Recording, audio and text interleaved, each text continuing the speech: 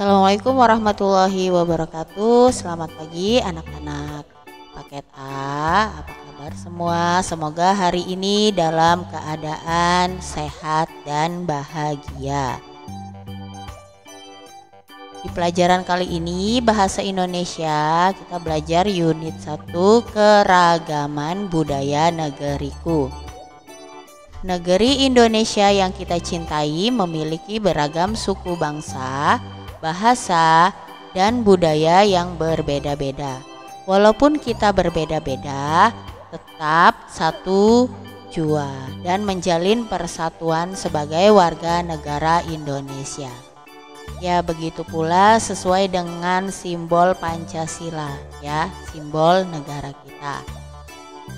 Bila kita bersatu, tidak ada yang bisa mengganggu kita sehingga kita dapat membangun negara kita tercinta.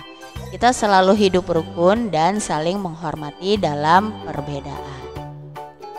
Sama seperti dalam satu kelas itu kita ada beberapa suku dan budaya ya, seperti suku Jawa, Sunda, terus Batak dan lain-lain ya. Nah, itu kita harus tetap saling menghormati satu sama lain. Begitupun juga dengan beragama. Dalam satu kelas ada yang Muslim, ada yang non-Muslim, ada yang Kristen, ada yang Hindu, ada yang Buddha, ada yang Muslim. Tapi kita tetap harus menghormati satu sama lain. Itulah keragaman budaya negeri kita, negeri Indonesia. Memahami gagasan pokok dan gagasan pendukung dalam teks.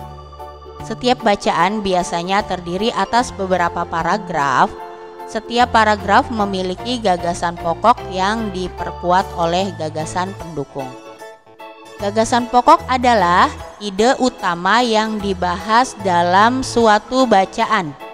Gagasan pokok biasanya terdapat di dalam kalimat utama. Gagasan pendukung adalah uraian atau tambahan informasi untuk gagasan pokok. Jadi kalau gagasan pokok itu adalah ide utama dari sebuah paragraf ya. Itu ide utamanya namanya gagasan pokok dalam suatu bacaan.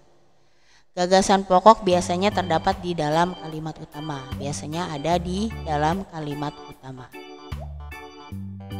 Berikut beberapa langkah-langkah yang dapat dilakukan untuk menentukan gagasan pokok setiap paragraf.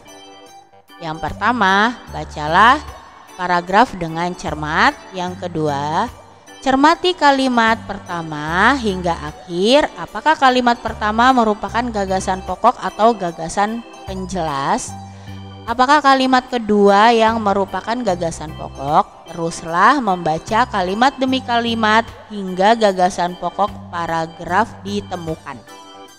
Ingat, gagasan pokok sebagai isi atau inti paragraf dapat terletak di awal dan akhir atau di seluruh paragraf. Jadi bisa dicermati dalam membaca setiap kalimatnya. Agar lebih memahami tentang gagasan pokok dan gagasan pendukung, bacalah teks berikut dan penjelasannya. Ya, ini teksnya. Berkunjung ke Taman Mini Indonesia Indah. Anak-anak sudah pernah ke Taman Mini Indonesia Indah? Sudah berkunjung? Pastinya sudah pada berkunjung ya ke sana ya. Oke, next. Hari Minggu para siswa PKBM Pelita mengunjungi Taman Mini Indonesia Indah. Mereka ingin melihat keragaman budaya Indonesia melalui rumah adat yang ada di sana. Jadi di Indonesia di Taman Mini Indonesia Indah itu di sana ada bermacam-macam ragam budaya dan rumah adat. Kalau misalnya ibarat kita mau pergi ke seluruh Indonesia itu, nah kita bisa miniaturnya itu ada di Taman Mini Indonesia Indah. Di Di sana bisa belajar rumah-rumah adat ya. Nah, ini lanjutkan, mereka naik bus berukuran sedang ke sana. Pelajaran ke Taman Mini Indonesia Indah hanya memerlukan waktu 1 jam saja. Taman Mini Indonesia Indah memiliki anjungan daerah berupa bangunan rumah-rumah adat yang memiliki ciri khas tradisional. Bentuk rumah adat dibuat sesuai dengan bangunan asli, baik ukuran, bentuk atap, dan ragam hias. Selain itu, susunan ruangan, bentuk jendela, tangga, dan detail lainnya juga dibuat sama seperti bangunan aslinya. Setelah sampai di Taman Mini Indonesia Indah, tempat pertama yang dikunjungi adalah Anjungan Sumatera Barat untuk melihat rumah gadang. Jadi kalau rumah adat dari Sumatera, dari Anjungan Sumatera itu namanya rumah gadang. Rumah ini merupakan rumah panggung karena lantainya jauh di atas tanah. Rumah gadang disebut juga rumah bagonjong atau rumah gonjong karena atapnya yang runcing bentuknya. Lengkungan pada atapnya mirip dengan bentuk tanduk kerbau, sedangkan badan rumahnya juga melengkung landai seperti badan kapal.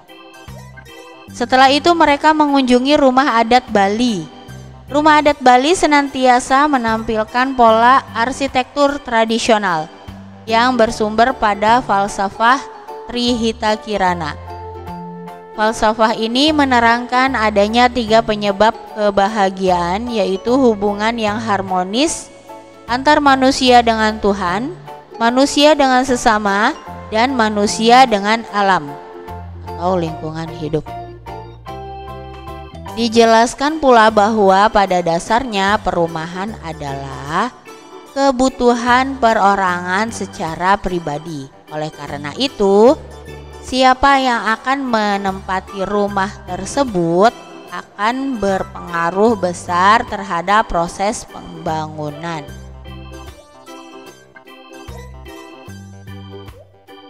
Para siswa PKBM Pelita juga mengunjungi rumah Anjungan Kalimantan Timur. Di sana ada rumah adat Lamin. Lamin merupakan rumah panggung yang sangat panjang dan sambung menyambung. Rumah ini ditempati puluhan keluarga, bahkan dapat menampung sampai 200 orang. Sebagaimana rumah tradisional suku Dayak pada umumnya, perbedaan hanya terletak pada nama dan rinciannya. Seluruh bahan bangunan dari kayu ulin berwarna hitam yang tahan lama. Para siswa kagum dengan keberagaman budaya Indonesia. Mereka berjanji untuk selalu menjaga persatuan bangsa agar Indonesia tetap ada.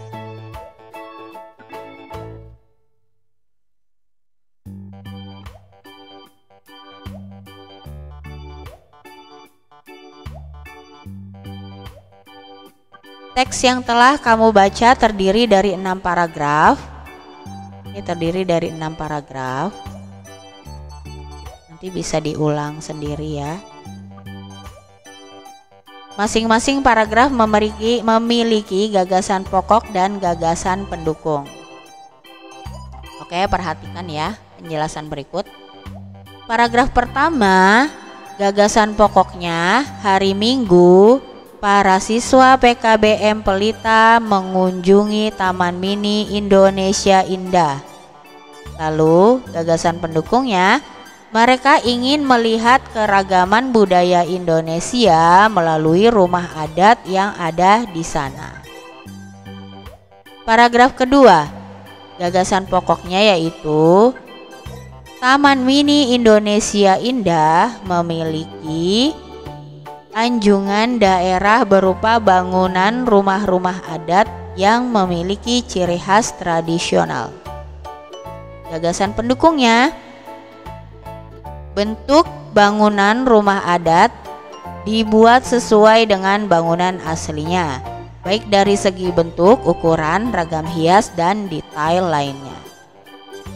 Lalu yang paragraf ketiga, gagasan pokoknya yaitu tempat pertama yang dikunjungi adalah Anjungan, Sumatera Barat untuk melihat rumah gadang. Gagasan pendukungnya, rumah gadang merupakan rumah panggung dengan atap yang melengkung dan badan rumah seperti badan kapal. Ini bisa dilihat lagi paragraf keempat, gagasan pokoknya, siswa PKBM Pelita mengunjungi rumah adat Bali. Lalu gagasan pendukungnya, rumah adat Bali bersumber pada falsafah Trihita Kirana dan siapa yang akan menghuni rumah itu.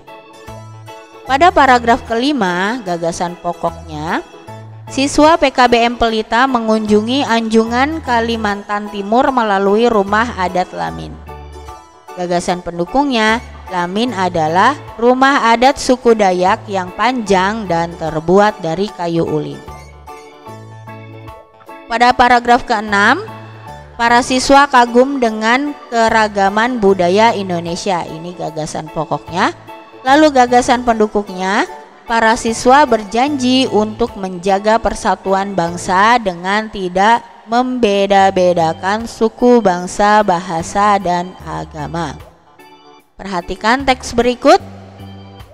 Ini bisa dilihat ya. Ini adalah tari tradisional.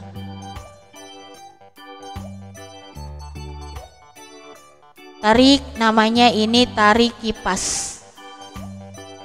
Tari kipas Pakarena merupakan kesenian tari yang berasal dari Goa, Sulawesi Selatan.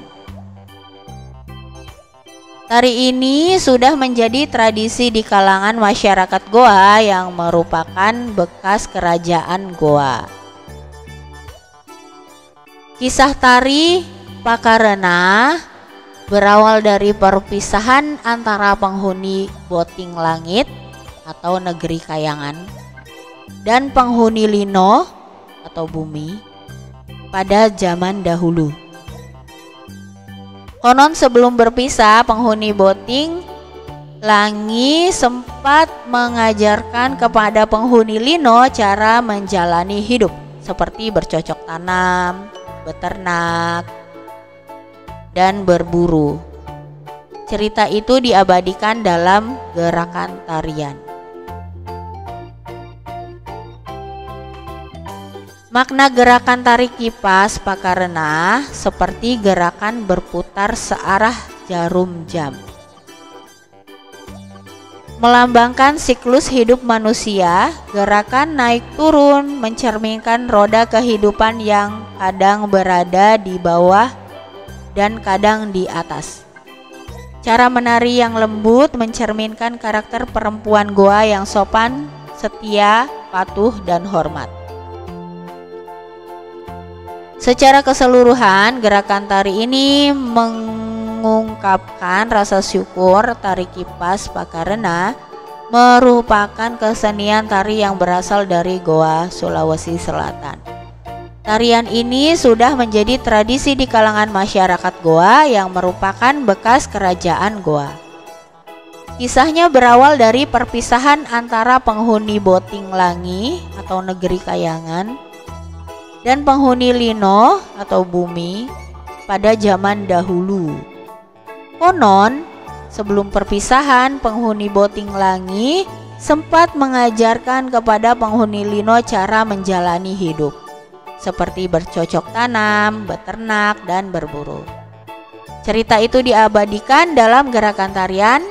Makna gerakan tarian kipas Pakarena seperti gerakan berputar searah jarum jam, melambangkan siklus hidup manusia. Gerakan naik turun mencerminkan roda kehidupan yang kadang berada di atas dan kadang berada di bawah. Cara menari yang lembut mencerminkan karakter perempuan Goa yang sopan, setia, patuh, dan hormat. Secara keseluruhan, gerakan tari ini mengungkapkan rasa syukur. Oke, kita lihat lagi di sini. Kita bisa pisahkan mana gagasan pokok dan mana gagasan pendukung. Bisa dilihat paragraf pertama, gagasan pokoknya yaitu tari kipas Pakarena merupakan kesenian tari yang berasal dari Goa, Sulawesi Selatan. Gagasan pendukungnya, tarian ini sudah menjadi tradisi di kalangan masyarakat Goa yang merupakan bekas kerajaan Goa. Paragraf kedua bisa dilihat, gagasan pokoknya, kisah tari Pakarena berawal dari perpisahan antara penghuni Boting Langit atau negeri Kayangan dan penghuni Lino atau bumi. Gagasan pendukungnya, sebelum perpisahan, penghuni Boting Langi sempat mengajarkan kepada penghuni Lino cara menjalani hidup seperti bercocok tanam, beternak dan berburu yang diabadikan dalam gerakan tarian. Nah, ini bisa dilihat juga paragraf ketiga, gagasan pokoknya, makna gerakan tari kipas Pakarena seperti gerakan berputar searah jarum jam melambangkan siklus hidup manusia. Sedangkan gagasan pendukungnya, gerakan naik turun mencerminkan roda kehidupan dan cara menari yang lembut mencerminkan karakter perempuan Goa lembut dan setia. Oke, anak-anak gimana? Apa sudah paham tentang gagasan utama dan gagasan pendukung? Nah, sekarang bisa mengerjakan tugas. Nah, ini penugasannya. Boleh dikerjakan di rumah masing-masing ya. Bacalah teks berikut dan tentukan gagasan pokok dan gagasan pendukungnya.